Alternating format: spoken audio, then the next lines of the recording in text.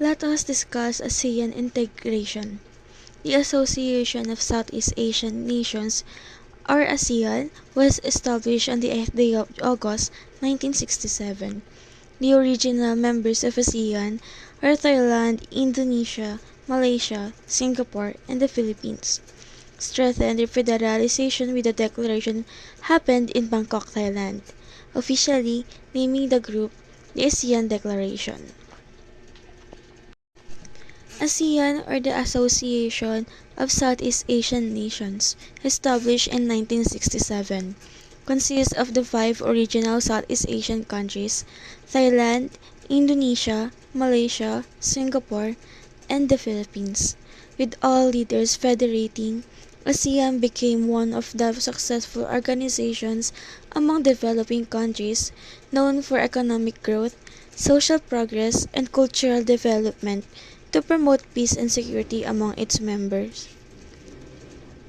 Five more Southeast Asian countries joined ASEAN: Brunei Darussalam in 1984, Vietnam in 1995, Lao PDR, or also known as Laos, and Myanmar in 1997, and Cambodia in 1999, bringing the total membership to 10. And now, let's proceed to ASEAN Economic Community, or also known as AEC. The ASEAN Economic Community aims to create a single market and product base within a competitive region to enhance equitable economic development and fully integrate the global economy. Regional economic integration offers numerous opportunities to tap into the global market with a total market size of 2.6 trillion US dollar.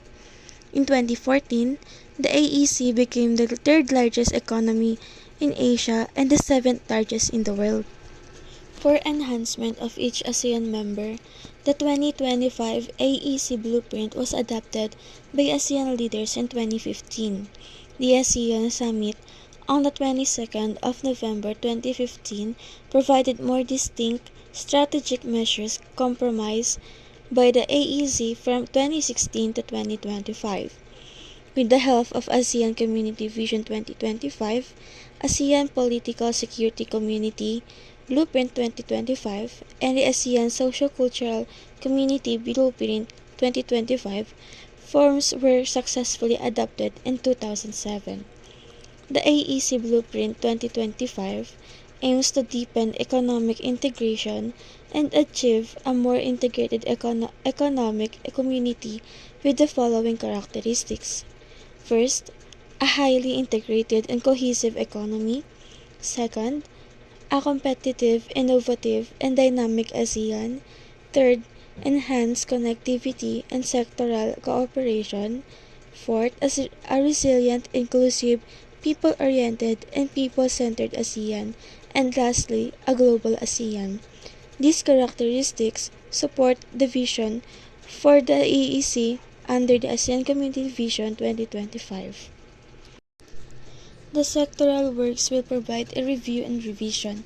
Along with the reviews, the implementation of AEC will benefit the ASEAN countries. They arrange partnerships with private sectors, industry associations, and the wider community to ensure an inclusive approach to the integration process. The enhancement of institutions in monitoring public outreach will be more developed to support the effective implementation of the blueprint. The ASEAN Economic Committee 2025 Consolidated Strategic Action Plan comprises the key enhancement and focus that will align with the operational strategic measures in the AEC 2025 Blueprint. The AEC Blueprint 2025 will lead ASEAN countries to be more proactive, having had in place the structure and frameworks to operate as an economic community, cultivating collective identity and strength to engage with the world, responding to new developments, and seizing more opportunities. Here are some of the examples of the integration with global economy that agreed to implement were the following: the ASEAN-China economic relation, Korea Free Trade Area, Japan Economic Relations, +3 Economic Cooperation, Hong Kong-China Economic Relations, and so on. Also, and for enhanced connectivity and sectoral development, more connection within and between ASEAN member states is a necessary requirement for regional economic integration under the AEC. Important components of the region's physical and people-to-people connectedness are transportation, ICT, energy connectivity, and tourism. In addition, many industries like research, technology, forestry, agriculture, and fisheries all can contribute to and further the AEC's goal of an integrated market. Good day everyone, I am Joanna Tricia R. Alejo and I will be discussing the AEC Blueprint 2025 outlines strategic measures across 5 characteristics of the ASEAN Economic Community or AEC 2025. These measures will be implemented through sectoral work plans, periodically reviewed for relevance and effectiveness. Partnerships with private sector and community stakeholders will ensure inclusivity. Strengthening institutions and monitoring approaches will support effective implementation. The AEC 2025 Consolidated Strategic Action Plan or CSAP operationalized the blueprint incorporating sectoral developments, while the ASEAN Economic Integration Brief or AEIB provides regular updates on integration progress. Overall, the blueprint aims to make the ASEAN proactive, economically integrated, and globally engaged for shared prosperity. So let us proceed to the 5 interrelated and mutually reinforcing characteristics of ASEAN Economic Community. First, we have a highly integrated and cohesive economy. This characteristic focuses on removing barriers to the free flow of goods, services, investments, and skilled labor within the ASEAN region. This is achieved through measures such as reducing tariffs and non-tariff barriers to trade, simplifying customs procedures, mutual recognition of professional qualifications, and lastly, harmonization of standards and regulations. Second, a competitive, innovative, and dynamic ASEAN. This characteristic aims to make ASEAN a more attractive destination for investment and businesses. This is achieved through measures such as promoting innovation and entrepreneurship, developing a skilled workforce, improving infrastructure and connectivity, and lastly, enhancing the business environment. Third, enhance connectivity and sectoral cooperation. This characteristic focuses on improving physical, digital, and people-to-people connectivity within ASEAN.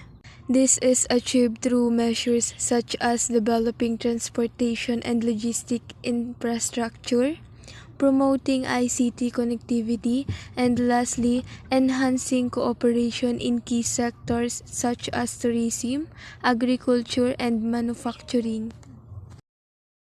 Fourth, a resilient, inclusive, people-oriented, and people-centered ASEAN. This characteristic aims to ensure that the benefits of economic integration are shared equitably by all members of society. This is achieved through measures such as promoting social inclusion and development, protecting the environment, and lastly, enhancing disaster preparedness and response. And last, a global ASEAN. This characteristic aims to increase ASEAN's engagements with the global economy. This is achieved through measures such as negotiating free trade agreements with other countries and regions, participating in global trade and economic forums, promoting ASEAN as an investment destination. These 5 characteristics are interdependent and work together to achieve the overall goal of the AEC, which is to create a more prosperous, peaceful, and stable region for all its members. And now let's tackle about what is AFTA and the principles of ASEAN Economic Community. So when we say AFTA, it stands for ASEAN Free Trade Area. So AFTA has now been virtually established. ASEAN member countries have made significant progress in the lowering of inter-regional tariffs through the CEPT scheme for AFTA. So CEPT, this stands for as a Common Effective Preferential Tariff. ASEAN stands for Association of Southeast Asian Nations. So, when we say ASEAN, it is an intergovernmental of 10 Southeast Asian nations that work together to promote political, economic, and cultural growth and solidarity. And when we say ASEAN, it is also a regional groupings that aims to promote economic and security cooperation among its 10 members, which is the Brunei, Cambodia, Indonesia, Laos, Malaysia, Myanmar, Philippines, Singapore, Thailand, and Vietnam. More than 99% of the products in the CEPT inclusion list of ASEAN 6, comprising the Brunei, Indonesia, Malaysia, Philippines, Singapore, Thailand, have been brought down to the 0.5% tariff range. So pag sinabi naman po nating tariff, it is a tax to be paid on a particular class of imports or exports. Or ito yung mga buwis na ipinapataw sa mga inaangkat or iniluluwas na kalakal.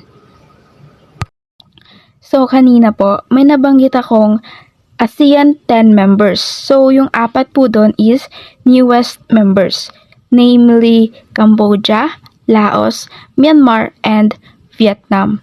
They are not far behind in the implementation of their CEPT commitments, with almost 80% of their products having been moved into their respective CEPT inclusion list. Vietnam has until 2006 to bring down tariff of products in the inclusion list to no more than 5% duties, Laos and Myanmar in 2008 and Cambodia in 2010.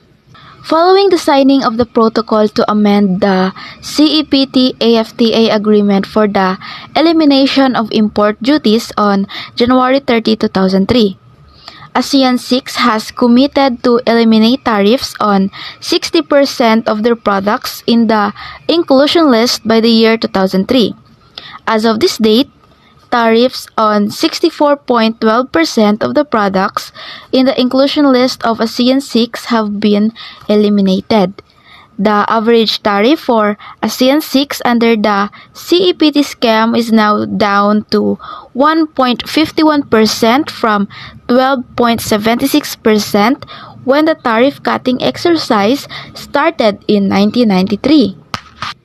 So, the implementation of the CEPT-AFTA scheme was significantly boosted in January 2004 when Malaysia announced its tariff reduction for CBU or completely built up and CKD completely knocked down automotive units to gradually meet its CEPT commitment 1 year earlier than scheduled. Malaysia has previously been allowed to defer the transfer of 218 tariff lines of CBU and CKD until January 1, 2005. And now let's proceed to the principles of the ASEAN Economic Community. In establishing the AEC or the ASEAN Economic Community, ASEAN shall act in accordance to the principles of an open, outward-looking, inclusive, and market-driven economy consistent with multilateral rules as well as adherence to rule-based system for effective compliance and implementation of economic commitments. The ASEAN countries are engaged in a process to transform ASEAN into a real economic community by the end of 2015. And originally built as a political alliance to limit the spread of communism in Southeast Asia, ASEAN also gradually became a diplomatic organization to manage regional issues and expand trade with the inclusion of Vietnam, Cambodia, and Laos, and their opening to a market economy. Having stood on a minimalist or the smallest common denominator approach that emphasized harmonious relations and respect sovereignties. When we say sovereignties, it is the power or supreme anything about in a politics. ASEAN countries nonetheless also came to greatly develop trade through quiet, ambitious economic treaties and free trade agreements for Southeast Asia. And now, ASEAN leaders have embarked the Southeast Asian Association to the next step of economic development. They have engaged since 2007 towards the integration of ASEAN into an ASEAN economic community based on four economic pillars and to be discussed by the next reporter.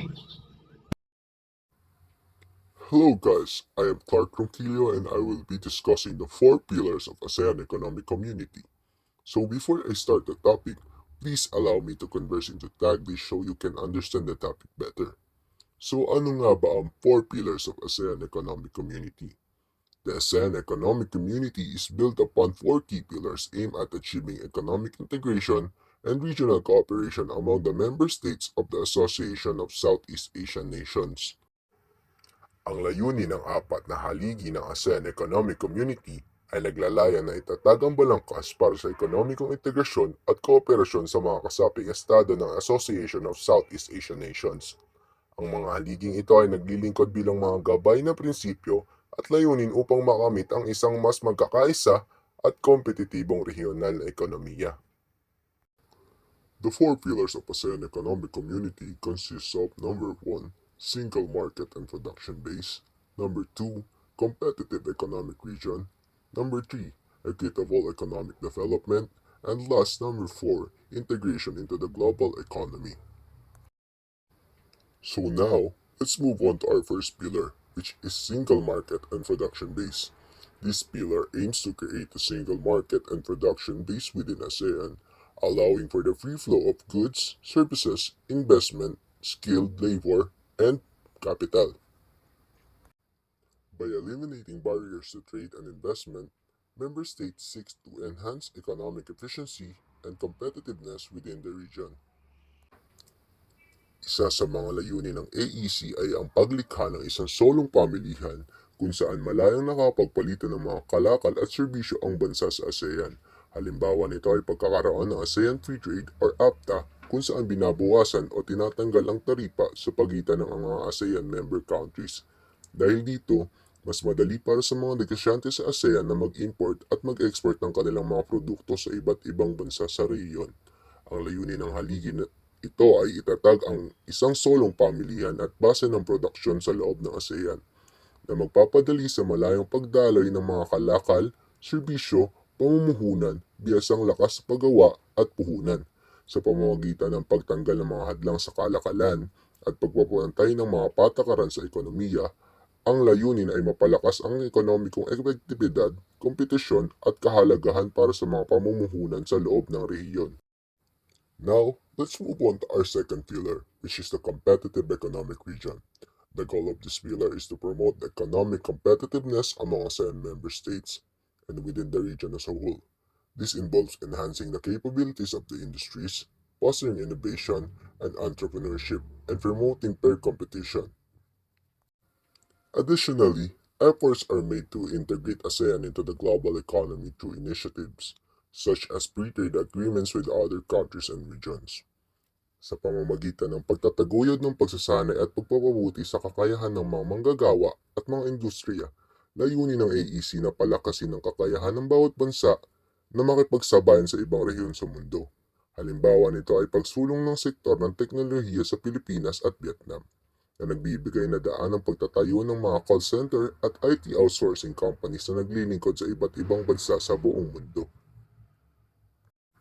The third pillar is the equitable economic development.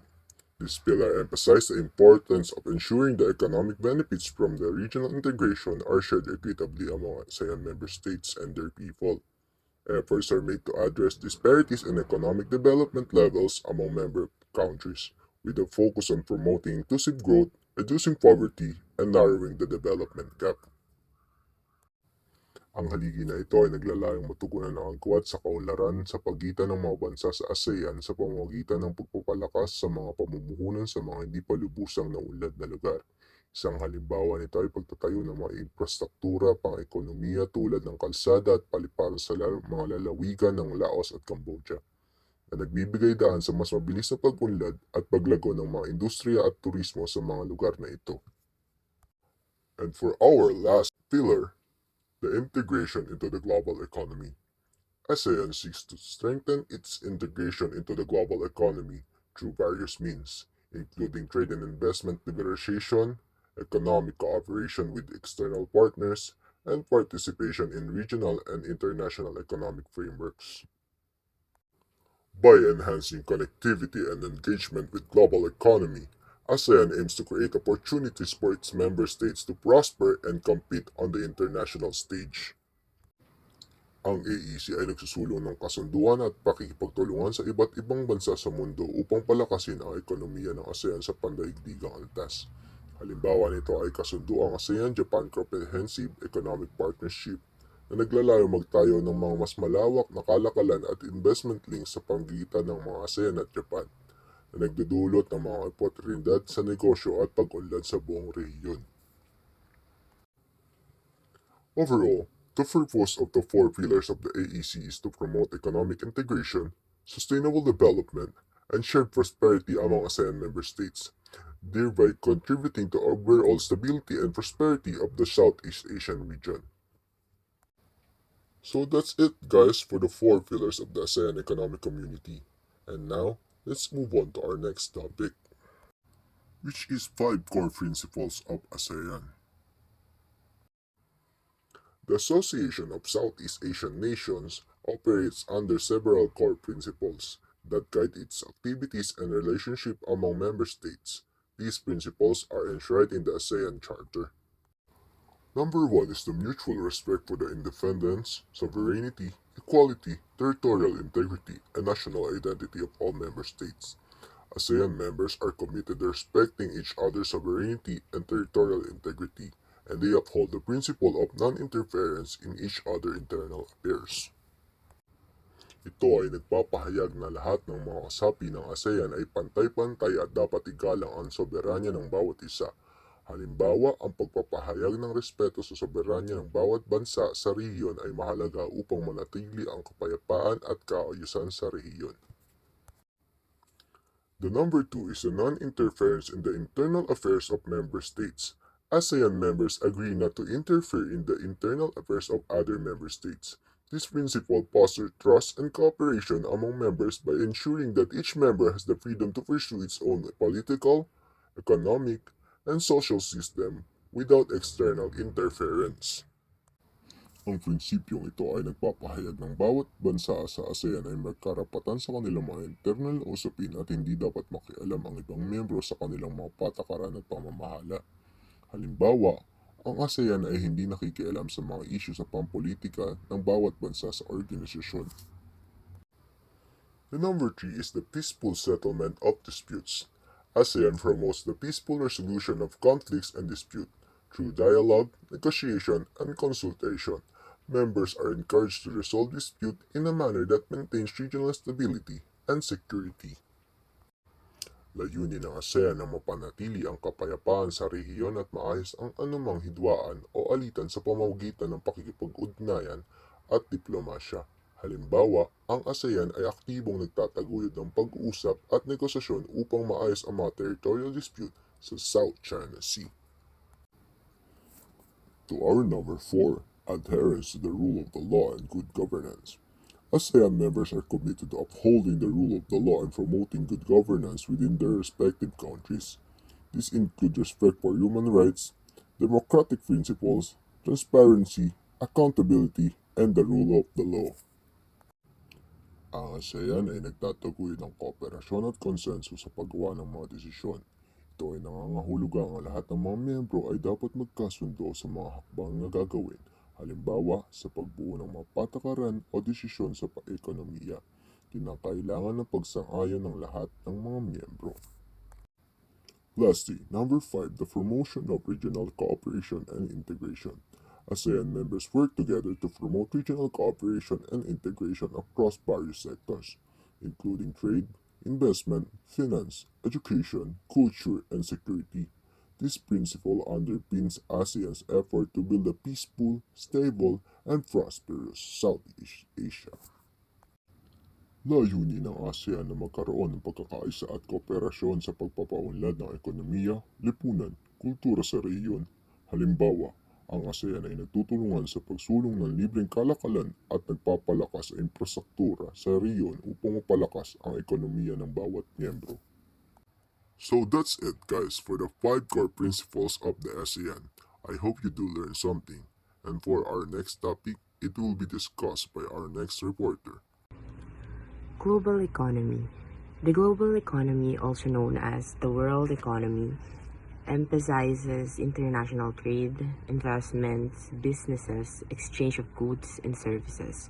It may also mean as the free movement of goods, capital, services, technology, and information. So fundamentally, when we talk about the global economy, it involves trade, transportation, and communication. For further understanding of the global economy refers to the interconnected worldwide economic activities between multiple countries. These economic activities can have either a positive or negative impact on the countries that are involved. The global economy is also called economic globalization.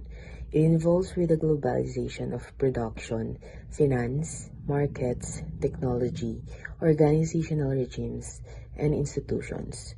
So we have different organizations and international organizations that is involved in economic activities. Corporations, which we also have multinational companies, and labor. Since the development of international trade, transnational corporations, and the advancement of improved communication and technology, the global economy or economic globalization has grown rapidly. And also because of the establishment or the creation of World Trade or international trade organizations, countries had to remove trade barriers and open their capital and financial systems. Additionally, given its significant contribution to globalization, the U.S. economy is an example of a global economy. Being the world's largest economy, its output affects the growth of other economies. All the other economies will be impacted by the economic slowdown if U.S. economy experiences a natural disaster or other calamities. Global outsourcing. Global outsourcing involves seeking goods and services domestically and abroad. In other words, global outsourcing is about seeking goods and services from the global or worldwide market. In business, global outsourcing is a procurement strategy in which businesses look for the most cost-efficient place for manufactured goods. Ideally, companies should be able to source both inside their national borders and abroad. Businesses generally prefer global outsourcing to just find things domestically, mainly because costs can be much lower abroad, labor or raw materials may be cheaper, and in many cases, both labor and raw material costs are lower. Moving on to global corporation and its difference from globalization. But first, what is global corporation? Global corporation, also known as global company, is when a business operates outside of their home country. The base term global means all around the world. The benefit of global corporation is having a larger budget for funding in more projects. They intentionally locate their factories in countries that can provide the cheapest labor to save up expenses used for making their products. It also gives access to newer technologies and expensive materials. So, these large companies establish affiliates, branches, or subsidiaries in various regions to conduct a business. They operate all across different continents in multiple countries and play an important role in the global market. Their presence is important for shaping the global economy and influencing international trade. A company that operates outside of their country seeks opportunities and advantages such as global brand recognition for them to be known and trusted worldwide. Utilization of the global supply chain to lessen their expenses is a huge help for them to focus on investing in technological integration and research. Aside from this, they can also create substantial impact on the economy of the global market. In order for them to succeed, they must adjust and adapt strategies that complies with the cultural norms and laws. The global corporation requires a large number of people which they get in the local place. This large, diverse, and multicultural workforce enables them to have a wide range of operations like manufacturing, services, and technology with also less cost. Companies that extend their business to another country are called multinational corporation (MNC) or the transnational corporation (TNC). The multinational corporation and the transnational corporation are often used interchangeably. For transnational corporation, they have an integrated and interconnected structure. They also prioritize higher level of integration and has a flexible organizational structure. They also follow a standardized global strategy. As for multinational corporation, they have a centralized structure and has a huge reliance on local adaptation. They also have a traditional organizational structure and adjust strategy of each market based on local conditions. Global companies have different industries. Some of the examples are for technology, we have Apple, Microsoft, and Samsung. For automotives, we have Toyota, Honda, and Hyundai. And for food, we have here Nestle, Coca-Cola, and PepsiCo.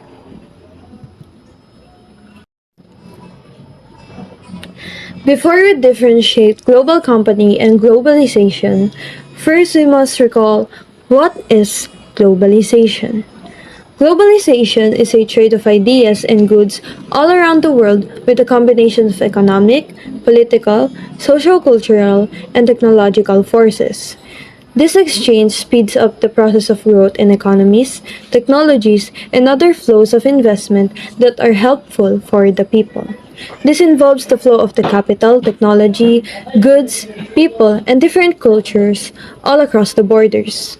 It also influences economies, cultures, and society globally, promoting a sense of worldwide interconnectedness. The difference of global corporation and globalization is that globalization is an ongoing process that improves economies, societies, and cultures through communication and trade. However, the global corporation is an organization that operates in two or more countries. The rise of global companies and international trade has intensified globalization depending on the impact of the multinational corporations. It still varies if it is beneficial to the host country, yet some impacts are detrimental. The global corporations or global companies are the key players driving the process of globalization through their influence and operations internationally. To put it simply, globalization is a process, and the global corporations are the participants where they largely contribute to the process of globalization. I hope everyone learned something today, and thank you for listening.